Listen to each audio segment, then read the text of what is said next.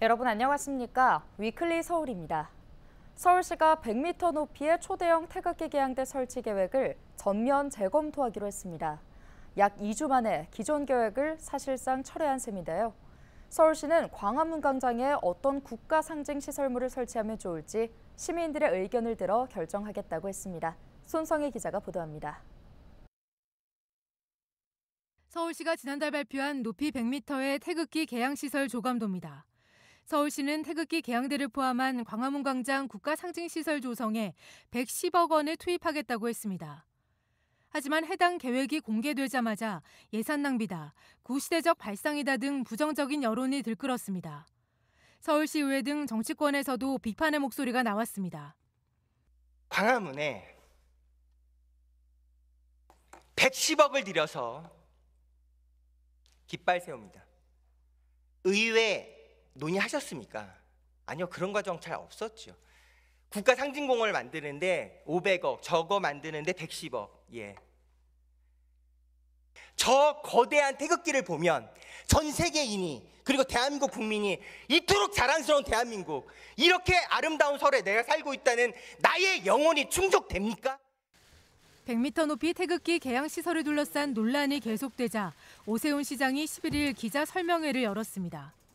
오 시장은 국가 상징 공간에 태극기를 설치하는 건 자연스러운 발상이지만 이견이 있는 만큼 기존 계획을 전면 재검토하겠다고 밝혔습니다.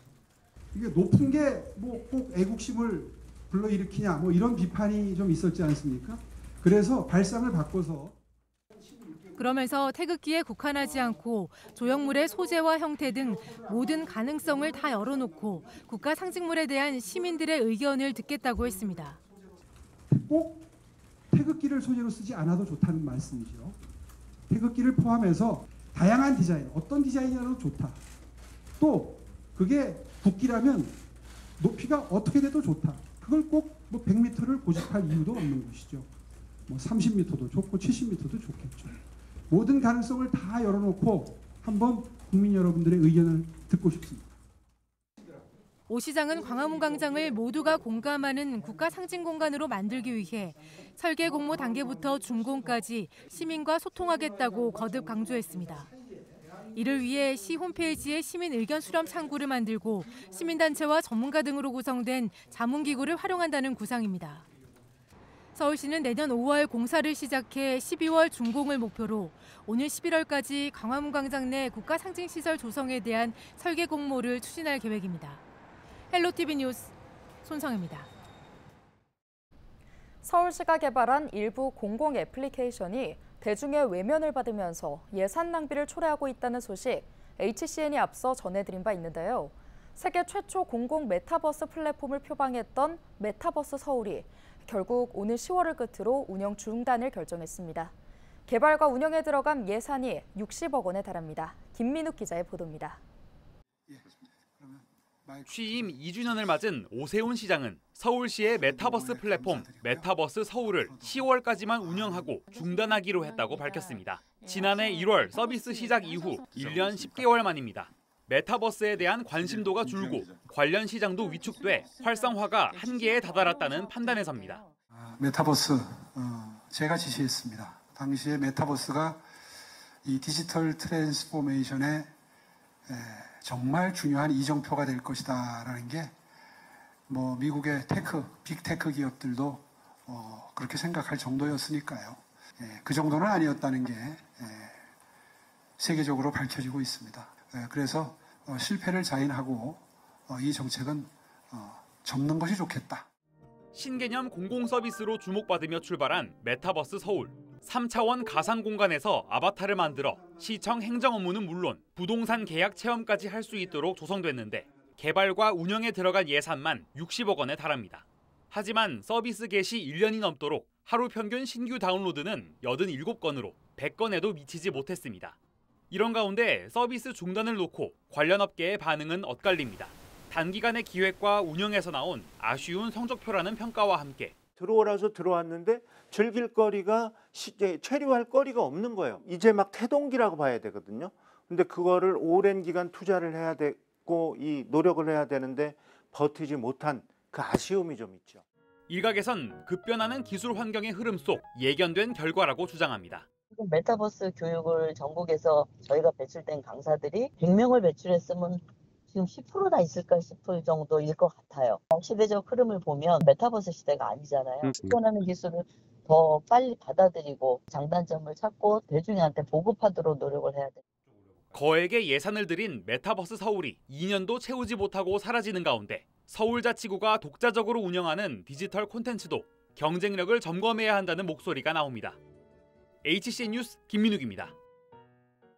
지난 2023년 서울시는 잠실 스포츠 마이스 복합 개발 사업의 일환으로 기존 잠실 야구장에 돔구장을 새로 짓겠다는 계획을 밝힌 바 있습니다. 공사가 진행되는 약 5년의 기간 동안 야구장 운영이 문제였는데요. 프로구단과의 논의 결과 잠실 주경기장을 대체 야구장으로 활용하는 것으로 결정됐습니다. 김진중 기자가 보도합니다. 서울시의 잠실 스포츠마이스 복합개발 사업 계획으로 잠실 돔구장 건립 공사가 진행되는 약 5년 동안 잠실 주경기장이 대체 야구장으로 활용됩니다. 서울시는 오는 2027년부터 2031년까지 5개 시즌 동안 잠실 주경기장을 LG와 두산의 프로구단 홈구장으로 사용한다고 밝혔습니다. 당초에 고척구장에 대한 활용 부분도 있었는데 여러 가지 문제점 때문에 타구장을 활용하는 것도 힘들고 또 이제 근본적으로 잠실이 야구의 성지고 또 수도권 또 강남 주민들 또 그래서 또 구단의 그런 요청에 의해서 잠실 주경기장을 대체구장으로 확정하기도 했습니다. 지금 돔구장, 민자구장이 건설이 되면 32년부터는 돔구장에서 시즌을 시작하게 됩니다. KBO와 LG, 두산 관계자들도 참석해 대체구장 결정에 대한 기대와 안전한 관람 환경 조성 의지를 나타냈습니다. 야구계와 서울시는 그 최선의 솔루션을 찾기 위해서 관련 전문가들의 의견을 청취하고 또 고견을 수기하면서 오랜 기간 진중하게 의논하고 검토해 왔습니다. KBO는 향후 잠실 야구장이 더 나은 미래를 준비하는 과정에 있다고 생각합니다. 저희 KBO는 서울 시민과 야구 팬들이 안전하고 쾌적한 야구 관람 환경이 조성될 수 있도록 서울시는 올 연말까지 잠실 돔구장 민자 사업 협약을 완료하고 2032년 3월 개장을 목표로 공사를 진행합니다. 대체 야구장은 2027년 3월 개장을 목표로 내년 초 설계에 들어갑니다. 잠실 주경기장의 축구장과 육상 트랙은 KBO 매뉴얼에 맞춰 프로야구 필드로 교체됩니다. 야구장 더그아웃과 선수 지원 공간은 리모델링을 진행합니다. 좌석 규모는 일단 1, 2층에 총 18,000석 규모로 조성합니다. 향후 모니터링을 통해 3층 관람석을 개방하면 3만석 이상 조성이 가능합니다. 서울시는 당장 3만석 조성이 어려운 이유로 안전을 꼽았습니다. 돔구장 민자 사업 공사가 진행되는 동안 주경기장 동측과 서측 통로만 이용이 가능해 인파 관리 상황을 살펴보고 향후 공사 진척에 따라 추가 통로를 확보해 안전관리 운영에 들어가겠다고 설명했습니다. 서울시는 대체 야구장 조성에 필요한 약 3,400억 원의 예산은 서울시와 민자 사업자가 선투자하는 방식으로 추진된다며 앞으로 대체 야구장 사업 광고료 조정과 양 구단과의 협의를 통해 보전 방법을 정할 것이라고 밝혔습니다. BTV 뉴스 김진중입니다.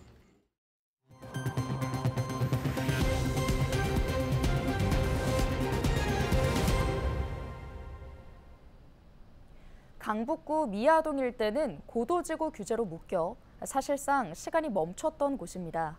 40년이 넘는 낡은 주택과 가파르고 좁은 골목은 점점 주민들을 떠나가게 만들었는데요.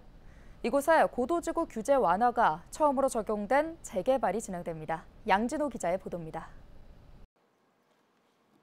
얼핏 보기에도 상당히 가파른 언덕. 좁디 좁은 골목으론 소방차도 진입이 불가능합니다. 강북구 미아동 일대인 이곳은 고도 제한으로 40년 넘게 개발이 멈춰선 곳입니다. 선거 때마다 이슈가 재개발 이슈였어요. 지나온 지방선거가 됐든 국회의원선거가 됐든 대통령선거가 됐든 역대적으로 다 이게 재개발 이슈 됐지만 한 번도 성공한 적이 없었어요. 특히 주민들은 바로 건너편 대단지 아파트를 보며 박탈감을 느끼기도 했습니다. 4차선 도로를 기점으로 대규모 아파트 단지와 재개발 불가 지역으로 나눠져 버린 겁니다. 이상하기 위해서 여기만 이렇게 도로가 오히려 가까운 아래 동네는 왜 안 되고 재개발이. 저 SK 같은 데는 전부 다 산꼭대기인데도 저렇게 몇 수십 층을 올라가는데 그게 불만이었어요, 솔직한 얘기로. 그랬던 미아동의 재개발 사업이 고도지구 규제 완화로 속도를 내게 됐습니다. 신속 통합기획으로 추진된 재개발 사업은 평균 45m, 최대 25층까지 개발이 가능해지면서 사업성을 확보했습니다. 이에 따라 13만 제곱미터 부지에 2,500세대 이상의 대단지 아파트가 들어설 예정입니다. 금년 1월 18일 날 여기가 이제 평균 15층, 이제 여기 지구 단위 중심역 근처만 이렇게 해서 혜택을 봐서 이제 3차 간담회 때 원만하게 다 타협이 이루어져 가지고 그동안 쌓아온 과정은 굉장히 힘들었는데 단지 기본 계획안이 나와서 이렇게 우리 주민 설명회 때 이렇게 조감도 보고 하니까 주민들은 굉장히 만족도가 높았어요. 고도지구 규제 완화를 위해 노력한 강북구도 행정 지원에 나섭니다. 특히 규제 완화의 첫 사례라는 점을 주목했습니다. 이후 진행될 여러 재개발의 방향을 결정할 수 있는 선도사업 역할을 할 수 있기 때문입니다. 지하철역 근방엔 25층부터 올라갈 수 있을 거예요. 그러다 보니까 동별로 유연하게 높이 제한을 할 수가 있어서 아마 사업성이 크게 늘어났습니다. 그래서 이렇게 됨으로 인해서 앞으로 우리 구는 지구 중심 지역뿐만이 아니라 모든 역세권에 한해서 저희가 정비 사업을 할 때에 평균 45층을 적용해달라고 서울시에 건의할 예정이에요. 재개발은 북한산으로 이어지는 2개의 통경 구간을 확보해 최대한 북한산의 경관 가치를 보호할 수 있도록 진행됩니다. 북한산 인근은 10에서 15층의 중저층으로 역세권 구역은 최고 25층까지 개발될 예정입니다. BTV 뉴스 양진호입니다. 위기 임산부의 익명 출산을 허락하도록 한 보호 출산제. 지난해 국회 문턱을 넘은 이 법안이 7월 19일이면 본격적인 시행에 들어갑니다. 늘어나는 병원 밖 출산을 막기 위한 대안인데 양육 포기를 부추길 거란 우려도 나옵니다. 보도에 김민욱 기자입니다. 올 들어 난곡동 위기영아보호센터에 맡겨진 아기는 지난달 기준 26명. 화장실이나 모텔 등에서 태어난 병원 밖 출산이 5명 중 1명꼴인 19%에 달하는데 2018년 집계 이후 최고치입니다. 특히 작년 6월 수원 영아 살해 사건 이후 베이비박스에 아이를 맡긴 미혼모까지 수사 대상이 되면서 신원 노출과 처벌을 두려워한 부모들의 병원 밖 출산이 늘고 있다는 게 센터의 입장입니다. 지난해 국회를 통과한 보호출산제는 위기 임산부의 익명 출산과 지원을 통해 영아유기를 막을 대안으로 거론됩니다. 도저히 엄마도 아기도 불행하다고 생각될 때는 가명 출생 신고를 하자. 출생 신고된 아이는 입양기관으로 가서 가정에서 자랄 수 있도록. 그리고 내가 1년 있다가 찾겠다, 2년 있다가 찾겠다 그러면 위탁가정에 이제 보내는. 오는 7월 시행을 앞둔 보호출산제로 가명 출생 신고에 길이 열렸지만 잡음은 여전합니다. 태아에 대한 부모의 양육 포기를 부추길 거란 반론이 거센데 특히 장애아나 미숙아를 합법적으로 유기할 수 있는 통로를 만들어줬다는 비판적인 시선도 존재합니다. 아기 태어나고 나서 한 달 안에 보호출산을 선택할 수 있게 되어 있는데 정말 이 아이를 키우기 어려운 사정 때문이 아니라 아이를 보고 나서 선택해서 골라가지고 버려버릴 수 있는. 한편 아동권리보장원은 보호출산제가 최후의 보루일 뿐 원가정 양육을 설득하는 작업을 우선적으로 이어나갈 계획이라고 밝혔습니다. 법 시행이 20여일 앞으로 다가오면서 익명 출산을 둘러싼 시민단체들 간의 의견 대립은 점점 더 거세질 전망입니다. HCN 뉴스 김민욱입니다.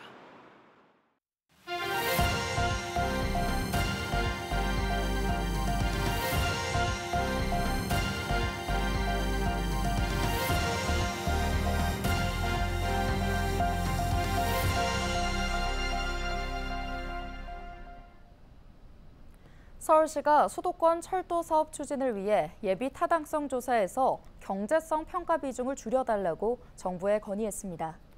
이번 건의안에는 수도권 예타 경제성 평가 비중을 현행 60에서 70% 사이에서 50에서 60% 사이로 낮추고 혼잡도 완화 항목을 새로 추가해 비용 대비 편익을 반영해달라는 내용이 담겼습니다.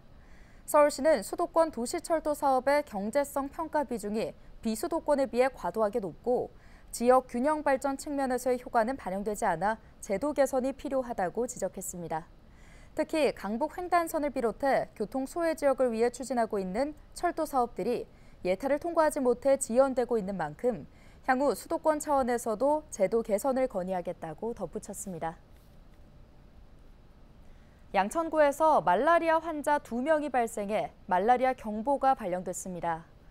서울시는 양천구에서 2명의 말라리아 환자가 첫 군집 사례로 발생함에 따라 말라리아 경보를 발령했다고 밝혔는데요. 군집 사례는 말라리아 위험 지역 내에서 2명 이상의 환자 증상 발생 간격이 14일 이내이고 거주지 거리가 1km 이내인 경우를 말합니다. 서울시는 양천구 군집 사례 환자들의 추정 감염 지역과 해당 지역 모기 서식 환경, 거주지 점검 등을 확인하기 위해 심층 역학조사를 실시할 예정입니다. 서울시가 시범 기간 기후동행 카드를 이용한 청년들을 대상으로 청년 할인 혜택을 소급 적용합니다. 서울시는 이달 기후동행 카드 본사업을 시작하면서 기존 건보다 7,000원 저렴한 청년권을 도입했는데요. 이에 따라 시범 기간인 지난 2월부터 6월까지 기후동행 카드를 사용한 19세 이상 39세 이하 청년에게도 한 달에 7,000원씩 최대 35,000원까지 환급해 주기로 했습니다. 할인액을 환급받기 원하는 시민은 다음 달 5일까지 티머니 누리집에서 신청하면 됩니다.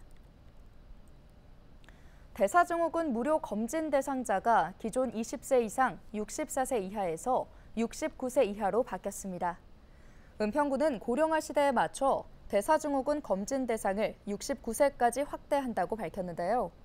은평건강관리센터는 5가지의 대사증후군 위험 요인 검사, 전문가 상담 등을 통해 대사증후군 예방 관리를 지원하고 있습니다. 대사증후군은 복부 비만, 고혈압 등 심뇌혈관 질환 위험 인자를 3가지 이상 가지고 있는 상태로 정기적인 검진이 중요합니다. 대사증후군 검진 관련 자세한 내용은 은평구 보건소로 전화 문의하면 됩니다. 최근 고령 임산부가 늘어나고 있는 가운데 서울시가 35세 이상 임산부 산전 의료비 지원 사업을 시작합니다. 지원 대상은 서울에 사는 35세 이상 임산부입니다. 지원 금액은 외래 진료, 검사비 등 최대 50만 원으로 서울시는 소득에 관계없이 35세 이상 모든 임산부에게 지원할 계획입니다. 뉴스 마칩니다. 고맙습니다.